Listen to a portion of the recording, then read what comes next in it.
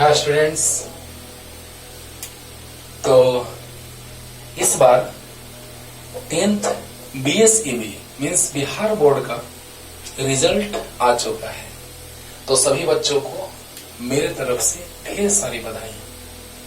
लेकिन बात यह है कि 10th एग्जाम ही आपके लिए सबसे बड़ा एग्जाम नहीं है ना। आगे बहुत कुछ आपको करना है, इसीलिए कॉन्फिडेंस तो रखना है लेकिन ओवर कॉन्फिडेंस नहीं, है ना। कॉन्फिडेंस रखना है और अच्छे से पढ़ना है, क्योंकि ये आपका अंतिम पड़ाव नहीं है ना। यही आपका लास्ट एग्जाम नहीं है, अभी आपको बहुत कुछ करना है ना। और जो बच्चों का रिजल्ट बहुत अच्छा आया है वो तो बहुत ज्यादा खुश होंगे, अच्छी बात है। लेकिन हम बार बार बोल रहे हैं कि उतना ही से खुश नहीं हो जाना है, अब बस उसी को जारी रखना है ना, उसी को जारी रखना है। और बस मेरा बात ध्यान से सुनते रहना है कि जो बच्चे सेकंड और थर्ड आए हैं, जिन्हें लगता था कि हम फर्स्ट आ सकते हैं, मेरे में कैपेबिलिटी है, मेरे में क्षमता है कि हम फर्स्ट आ सकते हैं, सेकंड आ सकते हैं, वो थर्ड आ गए। फर्स्ट जो आना चाहते थे सेकंड आ गए, थर्ड आ गए। जो सेकंड आना चाहते थे थर्ड आ गए, फेल हो गए। उन्हें भी टेंशन लेने की जरूरत नहीं है ना, क्योंकि असफलता सफलता की कुंजी है ना।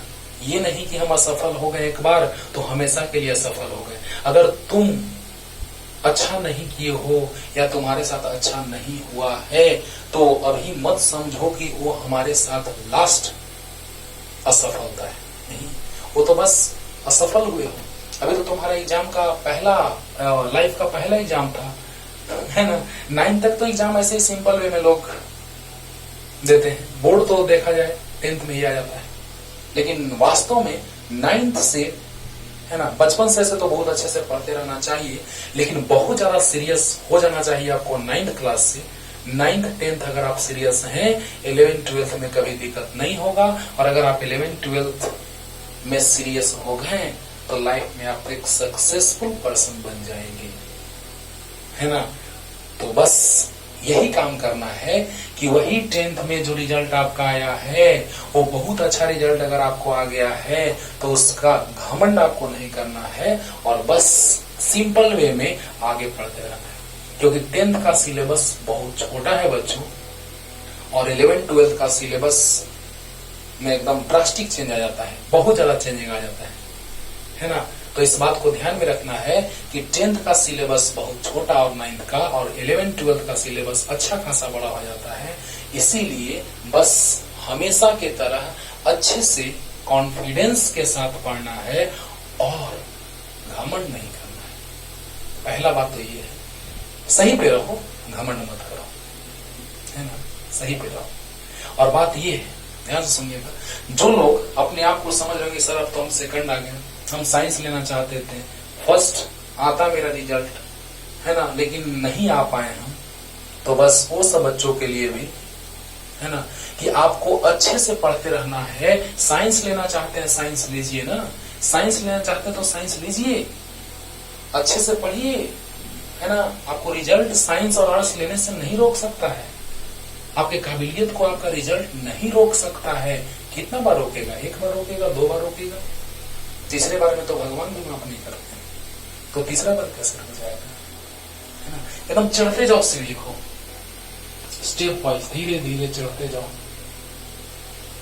हो सकता हो कि तुम यहाँ पहुंचे हो, यहाँ पहुंचे हो, यहाँ पहुंचे हो और यहाँ पे सफलता तुम्हारे हाथ लगने वाला है और तुम यहीं तक आकर के रुक गए।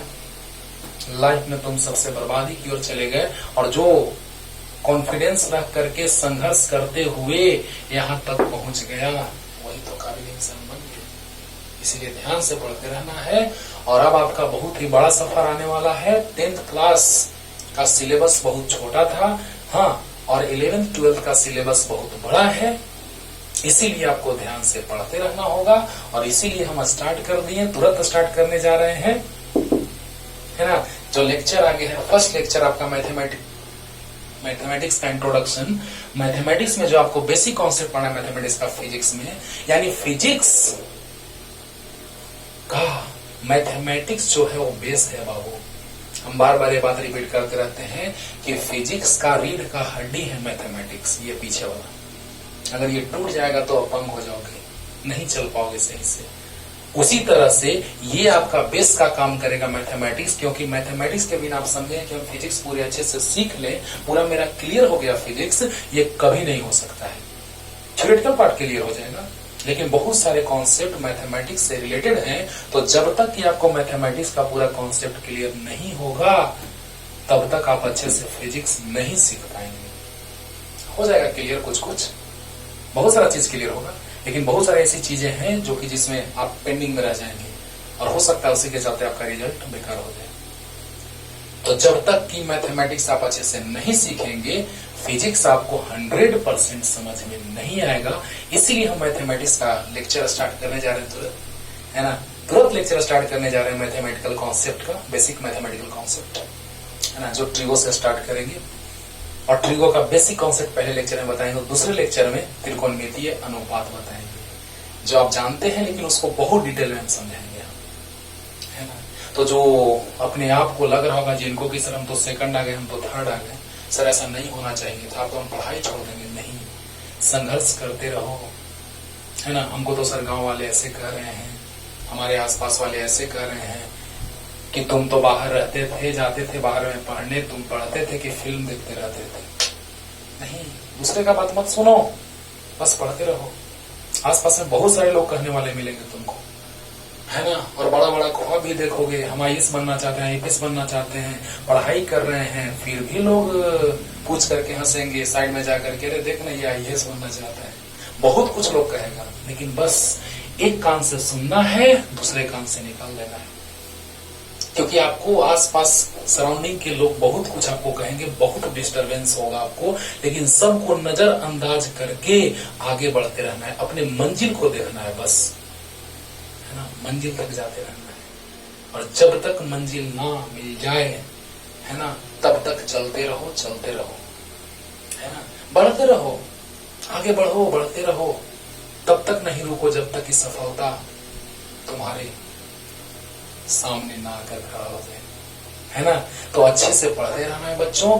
और वो जो टेंशन में आ जाते हैं कि नहीं सर, ऐसे बहुत सारे मोटिवेशनल स्टोरीज आप पढ़े होंगे, सुनते होंगे, है ना, एक से एक मोटिवेशनल लेक्चर देने वाले लोग हैं, वो बहुत कुछ आपको बताते होंगे, है ना। उसी में से कुछ बातें हम आपको अभी कहते हैं जो फ्रस्ट्रेट हो रहे होंगे, और जिन्हें आसपास के लोग डिस्टर्ब करते हैं, उन्हें डिस्टर्ब नहीं होना है, बस चुपचाप अपने मंजिल की ओर आगे बढ़ते रहना है, ठीक है ना। बस ध्यान से सुनना मेरा बात, हम कहना क्या चाह रहे हैं, बस एक छोटा सा स्टोरी लेकर के आपको क्लियर करते हैं बात। दो दोस्त थे, है ना, संदीप महेश्वरी साहब के हम बहुत बड़े फैन हैं, उन्हीं का बात बच्चों को बतलाते रहते हैं कि बच्चे अच्छे से समझे और सीखें क्या कहना चाहता है वो इंसान, आपके कॉन्फिडेंस को बढ़ाने के लिए। ध्यान से सुनना मेरा बात में दम है। दो बच्चे थे, एक लगभग 6 साल का और एक 10 साल का था, है ना। दोनों जा रहे थे घूमते घूमते, थोड़ा सा आउट एरिया में चले गए, घूमते घूमते किसी आउट एरिया में चले गए। तो जैसे ही आउट एरिया में वो जाते हैं वो दोनों, तो क्या देखते हैं कि वहां आसपास में कोई नहीं है। हाँ, जाते जाते क्या हुआ, खेल रहा था दोनों में से बड़ा वाला लड़का जो है वहां पे पता ही नहीं चला कि वहां पे एक कुआं है, और उसी कुएं में गिर गया। कौन? बड़ा वाला। पानी भी था उसमें ठीक ठाक, कुएं में गिर गया बड़ा वाला। छोटा वाला लड़का देख करके अकबका गया, क्योंकि फास्ट फ्रेंड थे, है ना, दोनों एक सुदामा और कृष्ण के जैसा दोस्ती था दोनों। अब सोचो जरा सा कि जब एक लड़का गिर जाता है तो दूसरा जो दोस्त है उसका एकदम एकाएक टेंशन में आ जाएगा, बकाने लगेगा, इधर उधर छटपटाने लगेगा। तो जैसा ही ऐसा सिचुएशन आया तो खुदा न खास वहां पे नजदीक में एक रस्सी से बांधा हुआ बाल्टी था, कोई आया होगा पानी के लिए, छूट गया होगा। तो रस्सी से बांधा हुआ बाल्टी था, बाल्टी को तुरंत थोड़ा सा भी देर नहीं करता है, और जैसे ही ध्यान पड़ता है अकबका करके लाता है और कुएं में बाल्टी को डाल देता है, रस्सी का एक छोर अपने हाथ में पकड़ लेता है। तो सोचिए जरा सा कि वहां पर वो लड़का एक कुएं में छटपटा रहा है, अकबका रहा है, और उसका दोस्त उसको खींच रहा था।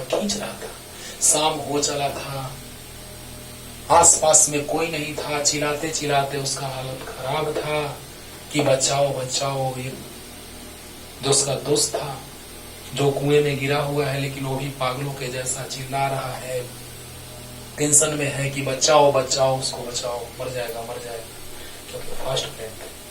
अब सोचो क्या सिचुएशन आया, क्यों खींचता गया, खींचता रहा खींचता रहा खींचता रहा, ध्यान देना, खींचता रहा। 6 साल का बच्चा एक 10 साल के बच्चे को खींच रहा है, खींचते रह रहा है, खींचते रह रहा है। हम लोग को लग रहा है कि नहीं उसको खींच नहीं पाएगा, वो खींचता गया है ना। तो पता चला कि खींचते खींचते एक बार ऐसा सिचुएशन आया कि वो बाहर चला गया, ये लड़का निकल गया बाहर और वो लड़का बेहोश पड़ा हुआ है जो खींच रहा था। जरा सा सोचो, हम अपने स्टाइल में उस बात को बोल रहे हैं, ध्यान देना थोड़ा सा, कि वो लड़का गिर गया, बेहोश हो गया, और ये लड़का जो डूबा हुआ था, ये जब डूबने की स्थिति में था, वो निकल करके यहाँ पहुंचा और अपने दोस्त को लेकर के गांव में चला गया। ध्यान देना। अब सोचने वाली बात यहाँ पे ये है कि जब लोगों ने पूछा उससे कि आखिर ये क्यों बेहोश हुआ, तो बस लोगों का उसका जवाब था उस 10 साल के लड़का का कि हम कुएं में गिर गए, पूरा कहानी बताया, हमको बाल्टी गिराया जिसका एक रस्सी का भाग पकड़े हुए था, हमको खींच करके बाहर निकाल दिया और ये बेहोश हो गया, पड़ा हुआ था, हम इसको उठा करके लेके आ गए। अब सोचो जरा सा, लोग कंफ्यूजन में है कि वह जो लड़का 6 साल के लड़का को नहीं उठा सकता है, 6 साल का लड़का 6 साल के लड़के को नहीं उठा सकता है, तो 10 साल के लड़के को कैसे उठा करके बाहर निकालेगा। ये बात लोगों के दिमाग में नहीं जा रहा था, है ना। लेकिन सोचने वाली बात ये है, कॉन्फिडेंस, ओवर कॉन्फिडेंस नहीं, कॉन्फिडेंस रखो और कॉन्फिडेंस के हिसाब से काम करो बच्चों। हम ये कर सकते हैं, है ना, हम ये कर सकते हैं। अब सोचो जरा सा कि जैसे ही कॉन्फिडेंस में कर सकते हैं, ओवर कॉन्फिडेंस में नहीं, कॉन्फिडेंस में कर सकते हैं। तो जरा सा सोचिए कि जैसे ही वो लेकर के उसको चला गया, लोगों ने पूछा कि कैसे ये तुमको निकाल दिया, तो जब वो लड़का होश में आता है, 6 साल का बच्चा, तो जब उससे पूछा जाता है कि तुमने ऐसा क्या किया कि वो बाहर निकल गया, है ना, और तुमको पता भी नहीं चला, तुम बेहोश भी हो गए, ये निकल भी गया, तो बस वो लड़का एक ही जवाब दिया कि हमें वहां पर कोई कहने वाला नहीं था कि तुम ये नहीं कर सकते हो, यहां तक कि हम खुद भी नहीं, है ना। यानी कि उसका कॉन्फिडेंस और एनर्जी लेवल इतना बढ़ चुका था कि वह उस बच्चे को खींच करके बाहर निकाल दिया। यानी वहां पर कोई डिस्टर्ब करने वाला या कहने वाला नहीं था कि तुम ये नहीं कर सकते हो। इसीलिए आसपास के लोग अगर आपको डिस्टर्ब करें कि आईएएस का तैयारी करने जा रहा है, ये आईपीएस का तैयारी करने जा रहा है, ये कर सकता है, वो कर सकता है, तुम कुछ नहीं कर सकते, ऐसा अगर कोई कहे तो तुम कुछ मत कहो उसको, एक कान से सुनो दूसरे कान से निकाल दो और वो काम करते रहो जिसमें तुमको रुचि है, जिसमें तुमको लगन है, और तब तक करो जब तक वो तुम्हें अचीव ना हो जाए, जब तक तुम उसको प्राप्त ना कर लो। क्योंकि बहुत सारे लोग तुमको कहते रहेंगे लेकिन कुछ नहीं सुनना है ना। इसीलिए चुपचाप एकदम जिस चीज का तैयारी कर रहे हो, या सेकंड आए हो, थर्ड आए हो, कुछ नहीं सुनना है, थर्ड आए हो या सेकंड आए हो, क्या तुम पढ़ोगे, बेकार है, सही नहीं, बेकार है, निकाल दो काम से। कितने दिन कहेंगे, कुछ दिन कहेंगे, है ना। और जो अच्छे मार्क्स लाए हैं वो भी कॉन्फिडेंस में रहेंगे, ओवर कॉन्फिडेंस नहीं होना है, और अच्छे से पढ़ेंगे, ना कि यही आपके लिए बहुत बड़ा सफलता मिल गया, नहीं। ज्यादा जिनका मार्क्स आया, अच्छा मार्क्स आया है, वो घमंड नहीं करेंगे, और जिनका कम मार्क्स आया है वो फ्रस्ट्रेट नहीं होंगे, टेंशन में नहीं होंगे। चुपचाप अब एक नए सिरे से 11th का क्लास स्टार्ट करना है और खूब पढ़ना है, क्योंकि अभी बहुत कुछ आपके आगे, बहुत कुछ हो सकता है कि इस बार तुम्हारा अच्छा नहीं हुआ, हो सकता है कि अगले बार उससे बेहतर हो सकता है उससे बेहतर अगले बार हो। यानी कि तुम्हारे साथ कुछ बुरा होता है तो कुछ अच्छा होने के लिए, है ना। Newton third law of motion Newton का तृतीय गति नियम यही तो कहता है कि किसी भी क्रिया के बराबर तथा विपरीत प्रतिक्रिया होती है ना। जितना हम फोर्स लगा रहे हैं अर्थ पे, बल लगा रहे हैं धरती के सतह पे, उतना ही धरती के सतह हमारे ऊपर बल लगा रही है ना। Every action has the equal और अपोजिट रिएक्शन। तो टेंशन नहीं लेने का, नो एनी टेंशन। बस यही सोचना है कि हमको किसी का बात नहीं सुनना है, बस चुपचाप हम जिस काम को कर रहे हैं उसके अंदर इतना कॉन्फिडेंस आ गया कि वो ये काम कर सकता है ना। तो इस तरह से बहुत सारी ऐसी बातें हैं बच्चों, लेकिन बस हम यही कहना चाहते हैं कि ज्यादा मार्क्स वाले घमंड ना होंगे, घमंड ना लाएंगे अपने अंदर, और कम मार्क्स वाले बच्चे टेंशन में नहीं रहेंगे। क्योंकि बहुत सारे आईएएस आईपीएस जो हैं वो सेकेंड डिवीजन और थर्ड डिवीजन आए हुए हैं, जो आज सबसे बड़ा एग्जाम जो होता है आईएएस है ना, आईएएस आईपीएस का जो एग्जाम होता है उस एग्जाम को क्रैक करके बैठे हुए है ना। तो इसीलिए टेंशन नहीं लेने का, बस सब नए सिरे से पढ़ने का, कुछ नहीं, सब भूल जाओ, बस समझ जाओ कि हमको फर्स्ट आना था, हम सेकंड आ गए, कोई दिक्कत नहीं है। अब हम ऐसा करेंगे कि जो यहाँ का एनर्जी जो था, जो हमारा फर्स्ट डिवीजन नहीं आ पाया, उसको हम 12th में झोंक देंगे, 11th 12th है ना। और अगर ऐसा हुआ तो आप बहुत आगे बढ़ेंगे, बहुत अच्छा करेंगे, और अच्छे से पढ़िए। और लेकर के तुरंत लाते हैं हम लेक्चर, लाते हैं अगला फर्स्ट 11th का लेक्चर। 11th क्लास स्टार्ट करने के लिए हम आप लोगों को ये बात बोले, ये थोड़ा सा हम बात आपके सामने रखें कि अब हम 11th का लेक्चर स्टार्ट करने जा रहे हैं, क्योंकि कोरोना के प्रभाव के कारण कब लॉकडाउन समाप्त होगा, कब आपका बैच स्टार्ट होगा, इसीलिए नए सिरे से हम स्टार्ट करने जा रहे हैं 11th का बैच। फिर से नए सिरे से स्टार्ट करेंगे क्लासरूम में, लेकिन जब तक हम लोग हैं दूर एक दूसरे से, सामने सामने नहीं है, इंटरेक्शन नहीं बन पा रहा है, तो दूर से इंटरेक्शन बने और अच्छे से पढ़िए, खूब पढ़िए, मन लगाइए, और टेंशन नहीं लेना है, और ज्यादा मार्क्स वाले घमंड ना करेंगे प्लीज, और कम मार्क्स वाले टेंशन में नहीं आएंगे प्लीज, और खूब अच्छे से पढ़ेंगे, और हमारे तरफ से कोई कमी नहीं होगा। जो भी चीज पढ़ाएंगे पूरा का पूरा एकदम तोड़ देंगे, फोड़ देंगे, है ना। बस लेक्चर को पूरा शुरू से लास्ट तक देखना, क्योंकि पूरा का पूरा कॉन्सेप्ट एक लेक्चर में भरा हुआ रहता है, इसलिए अच्छे से पढ़ना है बच्चों, खूब पढ़ना है, टेंशन नहीं लेना है, और एक नए सिरे से नया जर्नी स्टार्ट कीजिए, खूब पढ़िए। तब तक के लिए टाटा बाय बाय।